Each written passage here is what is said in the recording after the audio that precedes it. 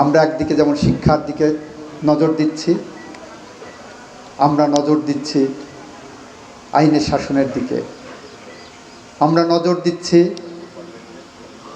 বাংলাদেশে ন্যায় বিচার প্রতিষ্ঠার দিকে। যে কারণে দেখেছেন আমরা দায়িত্ব নেওয়ার পরে মেজর সিনহার মতো একজন নিষ্পাপ মানুষকে পুলিশি দুর্বৃত্তায়নের মাধ্যমে খুন করাকে আমরা ত্বরান্বিত করেছি বিচারটা। আমরা দায়িত্ব নেওয়ার পরে আবরার ফাহাদের মতো মেধাবী ছাত্রকে নির্মম হত্যাকাণ্ডের বিরুদ্ধে সর্বোচ্চ গুরুত্ব দিয়ে বিচার করার চেষ্টা করেছি। আমরা ন্যায় বিচার প্রতিষ্ঠা করতে চাই বলেই জুলাই গণ অভ্যুত্থানে মানবতা বিরোধী অপরাধের সম্পৃক্ত থাকার কারণে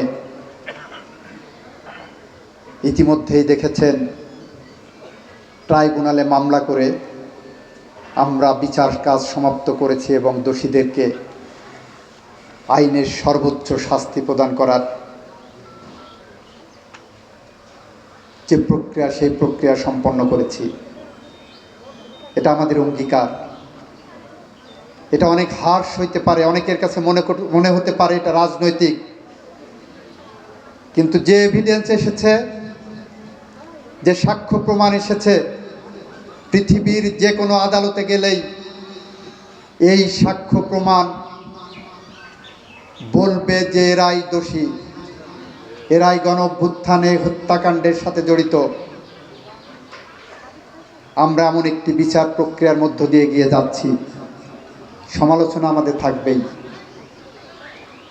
কিন্তু কারা সমালোচনা করছে তাদের দেখতে হবে।